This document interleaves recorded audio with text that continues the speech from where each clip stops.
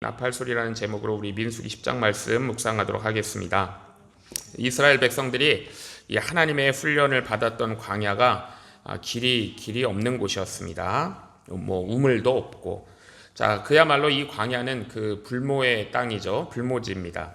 하나님께서 이스라엘 백성들이 이런 극한적인 상황에서 훈련을 받도록 하셨어요.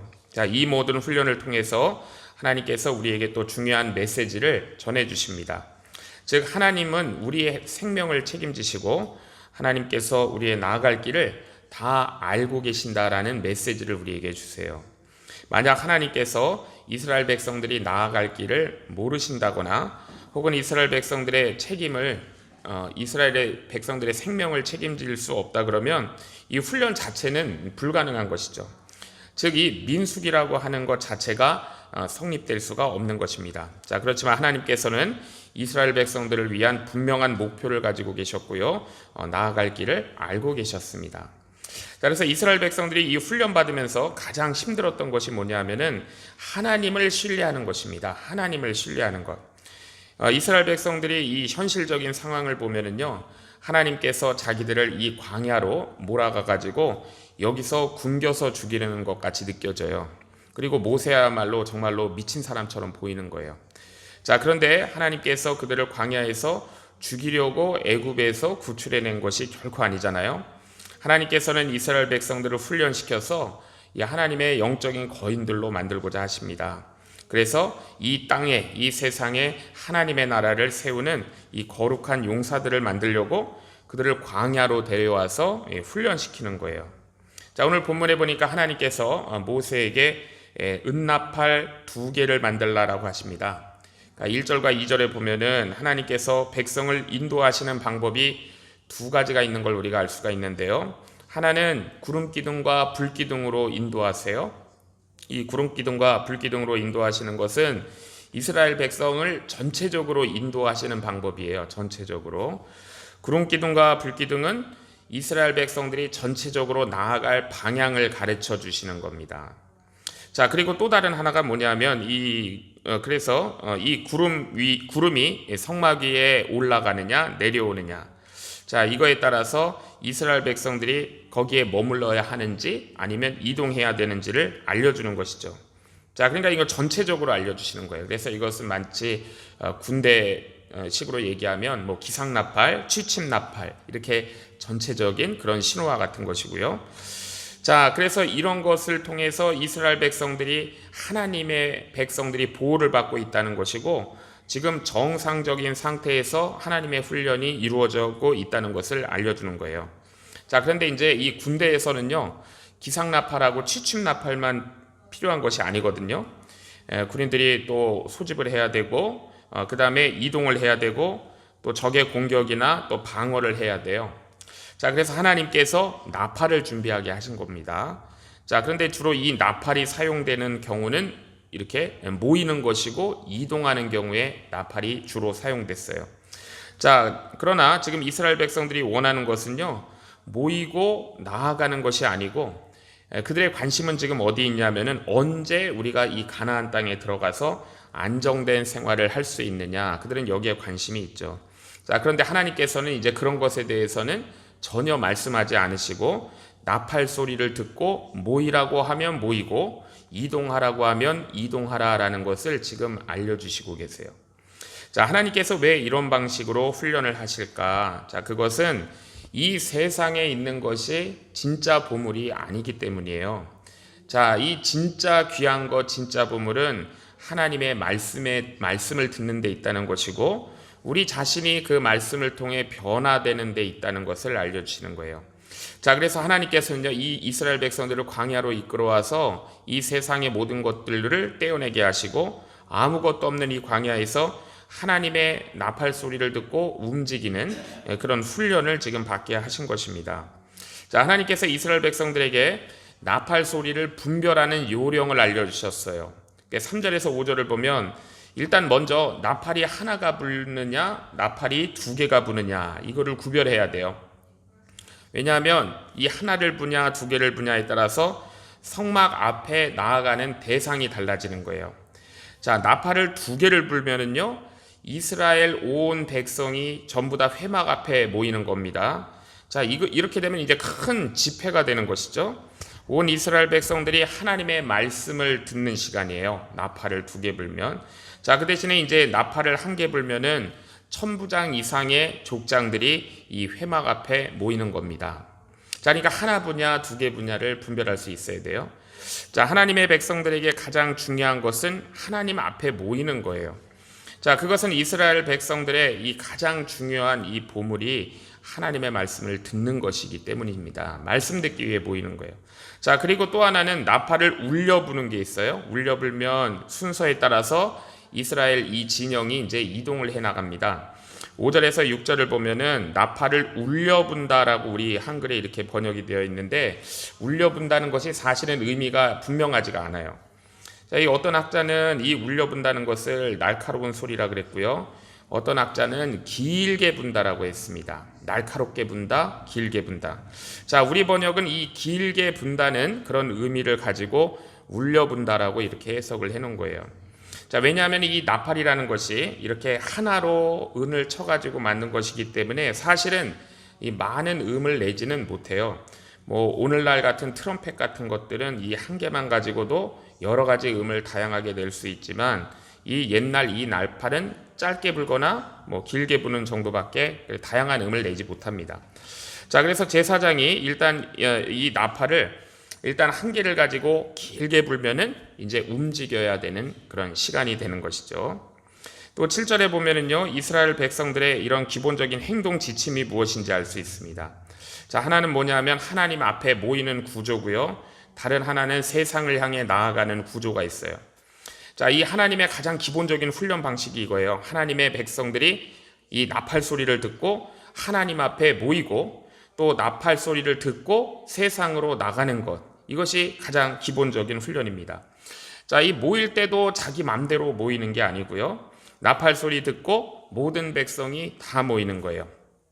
세상으로 나갈 때도 아무렇게나 나가고 싶다고 나가는 것이 아니고, 나팔 소리를 듣고 동쪽에서, 남쪽에서, 서쪽에서, 북쪽으로 이런 순서로 나가는 것입니다. 자, 결국 이스라엘 백성들의 이 기본적인 생활은 뭐냐면 하나님 앞에 무조건 있는 것만도 아니고 세상에 돌아다니는 것만도 아니에요. 하나님 앞에 모일 때는 모이고 세상으로 나갈 때 나가는 것입니다. 자, 오늘 우리가 하나님 안에서 이루는 성공이라는 것도 하나님 앞에 변화된 모습과 하나님의 은혜를 가지고 세상으로 들어가는 것, 이것이 하나님 안에서의 우리들의 성공이에요. 8절 말씀을 보면 하나님께서는 이 나팔을 아무나 불지 못하게 하셨습니다. 그러니까 이 나팔은 오직 하나님의 일에 헌신된 제사장만 이 나팔을 불 수가 있었어요. 자, 그래서 교회 안에서도 말씀을 증거하고 심지어 광고를 하는 것도 나팔을 부는 거예요. 그러니까 이 나팔은 개인적인 편의를 위해 불지 말아야 된다는 것을 우리가 또 알 수 있고요. 9절에 보면은 하나님께서는 이스라엘이 전쟁을 위해 이제 적과 싸우러 나갈 때 나팔을 길게 불면은 그들을 구원해 주시겠다라고 약속하셨습니다. 자, 오늘 우리가 세상으로 나가는 것도 영적인 전쟁터로 나가는 거잖아요. 우리가 하는 세상 모든 일에는 눈에 보이지 않는 사탄과의 그런 신경전이 있습니다. 자, 그때는 우리가 하나님 앞에 개인적으로 나팔을 불어야 돼요. 나팔을 불면 하나님께서 우리가 있는 곳에서 우리를 기억해 주시고 도와주시겠다고 약속하셨습니다. 또 10절에 보면은요, 하나님은 하나님께 제사 드릴 때에도 제물 위에 나팔을 불라라고 하셨어요. 우리가 그냥 일반적으로 상식적으로 생각해도 이 제물은 이미 죽어 있기 때문에 나팔을 분다 그래서 뭐 제물이 어떻게 되는 건 아니잖아요. 자, 그러나 하나님께서 이 제물 위에 나팔을 불라고 하셨는데, 이것은 제물에게 정신 차리라는 뜻이 아니에요. 자, 이것은요, 이 제물 위에 나팔을 분다는 것은 이스라엘 백성들이 정신을 차리라는 뜻입니다. 자, 이렇게 사람이 제사를 반복해서 계속 드리다 보면은 자꾸 이렇게 타성해졌게 돼요. 나중에는 제사 드리면서 거기에 집중하지 못하고 엉뚱한 생각이 들기도 하고, 우리가 또 오늘날로 얘기하면 뭐 예배 시간, 기도 시간, 설교 시간에 우리가 잡념이 계속 들어올 수가 있습니다. 자, 이때 우리가 찬송이나 하나님의 말씀 가운데 이 나팔 소리를 들어야 돼요. 잡념에 빠져 있고 엉뚱한 생각에 빠져 있는 나를 깨우는 나팔 소리가 들려야 됩니다. 자, 이것은 하나님께서 나를 기억하시는 순간이에요. 모세가 시내산에서 우리 출애굽기 볼 때 하나님의 말씀을 받기 위해 시내산에 올라갔을 때 이스라엘 백성들이 그 밑에 있었잖아요. 이스라엘 백성들이 하나님의 말씀만 들은 것이 아니고 나팔 소리도 함께 들었어요. 자, 이 나팔 소리가 어떤 소리냐면은 잠든 영혼을 깨우는 소리고 병든 양심을 깨우는 아주 날카로운 소리였습니다. 자, 우리가 예배 드리면서 우리가 한 번씩 이 나팔 소리를 우리가 들을 수 있어야 돼요. 찬양 부르고 우리가 기도하고 특히 말씀 드리면서 우리가 갑자기 자고 있던 내 영혼을 완전히 흔들어 깨울 수 있는 그런 나팔 소리를 우리가 들을 수 있고 들어야 하겠습니다. 자, 하나님께서는 이스라엘 백성들에게 이동하는 요령을 가르쳐 주시고 난 후에 이제 실제로 이동을 하게 하셨어요. 우리가 11절에서 12절에 보면 그 거리가 어디서부터 어디까지 하면은 시내 광야에서 바란 광야까지입니다. 오늘날 단위로 환산하면 한 45마일 정도 되는 거리인데 가나안 땅에 굉장히 가까운 지점까지 하나님께서 실제로 이동하게 하셨어요. 자, 여기서 이스라엘 백성들은 정식으로 이제 하나님께서 명하신 반복대로 그렇게 이동을 다 해보는 것이죠. 이스라엘 백성들이 전체적으로 이동하는 표시는 구름입니다. 자, 그러니까 이스라엘 백성들은 언제나 이 구름을 쳐다보고 있어야 돼요. 구름이 올라가면 누가 다른 사인을 얘기를 하지 않아도 이동을 준비해야 돼요. 구름이 올라가면은 그 개인의 장막을 걷어야 되고 짐들을 다 꾸려가지고 스스로 알아서 이동 준비를 해야 되는 거예요. 자, 그리고 이제 기다리고 있으면 나팔 한 개가 울리는 것입니다. 자, 나팔 한 개가 울리면 첫 번째 울리면 동쪽의 유다 지파가 먼저 움직이는 것이고 그리고 이제 성막을 해체해서 게르손, 무라리 자손이 이 천막, 널빤지 이런 걸 걷어가지고 이동하는 거예요. 자, 두 번째 나팔이 울리면 남쪽의 세 개의 지파가 움직이고 그 뒤에 이제 고앗 자손이 하나님의 궤를 짊어지고 이동을 하는 겁니다. 그 다음에 이제 서쪽, 그 다음에는 북쪽 이런 순서로 실제로 이동을 이렇게 했던 것이죠. 자, 여기서 우리가 알 수 있는 게 뭐냐면 이스라엘 백성들이 이렇게 이삿짐을 싸고 이사하는데 가장 중요한 게 무엇이냐라는 거예요. 자, 무엇 때문에 이스라엘 백성들이 이 광야에서 이렇게 40년 동안 돌아다녔느냐 하는 이유를 우리가 분명히 알아야 되는 거죠. 자, 그것은 물론 우리가 이스라엘 백성들이 하나님을 믿지 않고 그 가나안 바로 앞에 가데스 바니아에서 하나님을 원망하고 불평했기 때문에 그 벌 받아가지고 하나님께서 40년을 뺑뺑이 돌리신 것도 물론 있습니다. 자, 그렇지만은 더 중요한 이유는 뭐냐면 이스라엘 백성들이 자신들이 가지고 있는 그 보물의 가치를 그들이 몰랐어요. 자, 그 자신들이 가지고 있는 그 보물의 가치를 깨닫는 데에 40년이라는 시간이 필요했습니다. 자, 그 보물이 뭐냐면요, 하나님의 말씀이고 그 이스라엘 백성 자신들이었어요. 하나님의 말씀과 자신들의 가치를 깨닫는 데에 40년이 걸린 거예요. 자, 이스라엘 백성들은 이 하나님의 보화를 담는 질그릇들입니다. 자, 그런데 이스라엘 백성들이 그 가치를 모르고 자꾸 애굽으로 간다 그러고 가나안 땅에서 잘 사는 것만 집착을 하기 때문에 하나님께서 이스라엘 백성들을 계속 광야에서 돌리신 거예요. 자, 무엇보다 우리 안에 있는 하나님의 말씀이 최고의 보물입니다. 그리고 우리가 그 말씀으로 한 사람 한 사람 변화되고 있는 이 하나님의 백성들이 보물인 거예요. 자, 특히 최고 보물은 성도 한 사람 한 사람을 보물로 바꾸는 것이 최고의 보물입니다. 이것이 영원히 없어지지 않는 남는 장사인 거예요. 그러니까 우리가 올릴 수 있는 최고의 수익은 우리 자신과 다른 사람들이 영적으로 성장하는 것이 최고의 수익입니다. 자, 우리가 제대로 성장해서 우리가 바른 믿음을 가지면은 하나님은 우리에게 모든 좋은 것을 다 주실 수가 있는 거예요. 자, 그래서 하나님은 이스라엘 백성들에게 하나님의 말씀을 중심에 두는 그 훈련을 받게 하셨고 다른 또 이스라엘 백성들을 인정하는 훈련을 받게 하신 거예요. 말씀을 중심에 두는 훈련, 다른 사람을 인정하는 훈련을 받게 하신 겁니다. 자, 모세는 이스라엘 백성들에게 하나님의 구름이 있고 또 나팔도 있다고 하지만 모든 것이 다 됐다고 생각하지 않았어요. 하나님의 구름이 있고 나팔이 있음에도 불구하고 이 미디안 사람 호밥을 붙잡아 가지고 도와달라고 하는 것이 오늘 본문에 나오고 있습니다. 29절에 보면은 이 모세의 장인 르우엘의 아들 호밥이라는 사람이 나오는데요. 호밥은 모세에게 왔다가 자기 동족에게 이제 돌아가겠다고 했습니다. 왜냐하면 이 호밥 자손들은요, 가나안 땅에 정착하는 것을 좋아하지 않았어요. 나중에 이 사람들을 우리 성경의 겐족속이라고 부릅니다. 겐족속. 자, 예레미야 때까지만 해도 그들이요, 집을 짓지 않고 천막을 치고 살았고 농사도 짓지 않고 포도주도 안 마신 사람들이에요. 자, 왜냐하면요, 그들은 이 평안한 생활에 빠져들면은 자신들이 나태해지고 사람이 부패한다라고 생각한 사람들이 겐족속들입니다. 자, 그래서 나중에 유다가 바벨론 공격을 받고 그들도 예루살렘 성 안으로 피하게 되었는데, 집에 들어가 잠도 안 자고 광장에 텐트를 치고, 예레미야가 또 포도주도 갖다 주면서 목도 축이라고 하는데 그 포도주도 절대로 마시지 않는 사람들이었어요. 자, 그래서 하나님께서는요, 이 겐족속을 굉장히 사랑하셨습니다. 멸망당하지 않도록 지켜주신 족속이에요. 이 호밥의 자손들이요, 이 순수한 것을 좋아했고 기회주의적으로 여기 붙었다 저기 붙었다 하는 그런 사람들을 아주 경멸하는 사람들이었어요. 자, 그러니까 정말 이들이 이 세상에서 오염되지 않은 무공의 겐족속이라고 얘기할 수 있습니다. 자, 30절에서 32절을 보면은 이 모세와 이스라엘 백성들은 광야를 잘 알지 못했어요.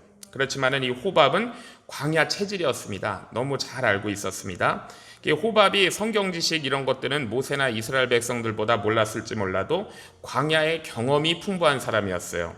그래서 모세는 자기들에게 그 경험이 필요하다고 생각하고 그래서 호밥에게 좀 부탁을 했던 것이죠. 나중에 우리가 말씀을 또 보면은 솔로몬 성전 지을 때도 보면은 성전 짓는 기술자들이 이 모두 다 이방인들이거든요. 자, 그러니까 우리가 이 세상에 하나님께서 주신 일반 은총, 이것의 필요성을 우리가 인정해야 된다는 것도 알 수 있어요. 자, 그래서 우리는 이 세상, 교회가 아닌 세상에 학교에서 공부도 해야 되고요. 우리가 이 세상 생활에서 직장 생활도 해야 돼요. 그리고 우리가 몸이 아프면 세상에 있는 병원도 다녀야 되는 거예요. 자, 왜냐하면 우리는 그런 경험과 그런 지식이 없어요. 하나님께서 세상에 주신 일반 은총이에요. 하지만 우리는 하나님의 풍성한 축복이 있기 때문에 우리가 그것을 세상에 나누면 되는 것입니다. 자, 그런데 이 호밥은요, 하나님의 이 말씀의 은혜의 부스러기라도 먹고 싶어하는 사람임을 우리가 말씀을 통해 알 수 있어요. 호밥은 가나안 땅이라고 하면은 가지 않지만 하나님의 축복이 우리에게 임할 것이다라고 하니까요, 이 마음이 동해가지고 결국 끝까지 이스라엘 백성들을 따라가게 되는 사람이에요. 이 호밥 자손들은 가나안 땅에서 이 가나안 땅까지 이스라엘 백성들을 따라가면서 하나님의 말씀을 먹었습니다. 자, 그런데 하나님께서 그들을 사랑하셨어요. 그래서 우리가 이제 사사기에 보면은 드보라 때 이스라엘을 쳤던 그 시스라가 도망을 쳐가지고 그 시스라의 말뚝을 박아가지고 죽인 여자가 바로 야일인데 그 사람이 바로 겐족속 야일이에요. 자, 이스라엘을 괴롭히는 자들을 참을 수 없는 그런 여인이었죠.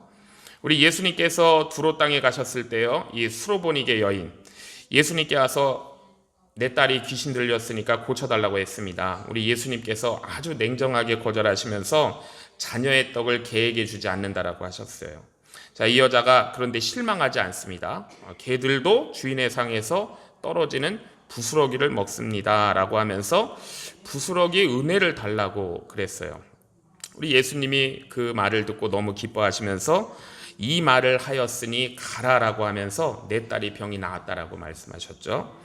자, 우리는요, 이 부스러기 은혜를 가진 자들이 아니고요, 우리는 진정한 그 떡을 가진 자들이에요. 자, 우리는 이 세상의 부스러기와 우리가 가지고 있는 떡을 바꾸면 안 되는 사람들입니다. 자, 그러나 사람들 중에는 이 말씀의 부스러기, 하나님 은혜의 부스러기라도 그거를 받으려고 애쓰는 사람들이 있는데 그 사람 중에 하나가 바로 이 호밥이고 수로보니게 여인인 거예요. 자, 하나님은 그들을 더 사랑하시고 축복하시는 것을 볼 수가 있습니다. 자, 이제 마지막 오늘 본문에 보면은요, 10장에 모세는 하나님의 궤가 움직일 때 이런 기도를 드렸어요. 35절에 보면은 궤가 떠날 때에는 이제 모세가 여호와여 일어나사 주의 대적들을 흩으시고 주를 미워하는 자로 주의 앞에서 도망하게 하소서라고 기도했고요. 자, 우리가 이렇게 바른 신앙을 가지고 이동하게 되면은, 우리가 주님과 동행하며 이동하게 되면 원수는 도망치게 되어 있다라는 것을 이 모세의 기도를 통해서 우리가 또 깨닫게 되고요. 그러면 하나님께서 우리를 또 형통케 하시는 것을 우리가 볼 수 있습니다. 자, 그리고 개가 멈출 때는 또 이런 기도를 했어요. 36절에 보면은 괴가 쉴 때에는 가로되 여호와여 이스라엘 10,000,000인에게 돌아오소서라고 기도했습니다. 자, 이 하나님의 괴는요, 이 하나님의 말씀은 그러니까 보물 중에 보물인 거예요. 최고의 보물. 자, 하나님의 말씀을 이스라엘 가운데 둘 때 하나님께서 이렇게 오셔가지고 평강을 주시고 은혜를 주신다는 거예요. 하나님의 말씀을 우리 중심에 두고 살아가지고 하나님의 말할 수 없는 은혜와 축복을 받고 우리를 두신 곳에 이 하나님의 축복의 통로, 진정한 은혜의 떡, 축복의 통로로 다 쓰임받는 저와 주의 성도님들 되시기를 주님의 이름으로 축복합니다. 기도하겠습니다.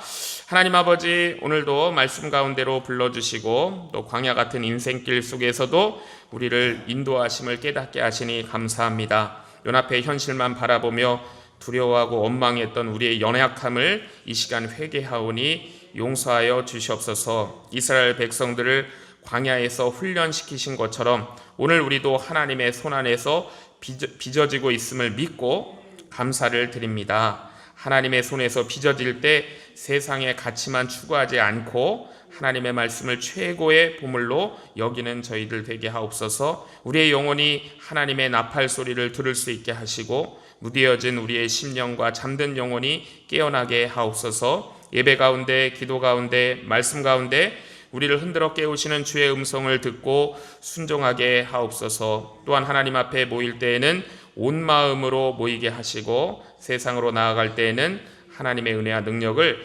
받아 담대하게 나아가는 저희들 되게 하옵소서. 우리의 가정과 교회가 하나님의 말씀 중심 위에 든든히 세워지고 우리 성도 한 분 한 분이 주님의 보배로운 질그릇으로 변화되게 하옵소서. 광야를 지나며 하나님의 부스러기 은혜라도 사모했던 그 호밥처럼 세상의 부스러기를 붙드는 인생이 아니고 하늘의 참된 떡이신 예수 그리스도를 붙드는 그런 존귀한 인생 되게 하옵소서. 우리의 삶이 움직일 때마다 원수는 흩어지게 하시고 우리의 삶이 머무는 곳마다 하나님의 은혜와 평강이 넘치게 하여 주셔서 우리를 통해 주님 영광 받으시고 하나님 나라가 계속적으로 확장되는 은혜를 더하여 주시옵소서. 예수님의 이름으로 기도하옵나이다. 아멘.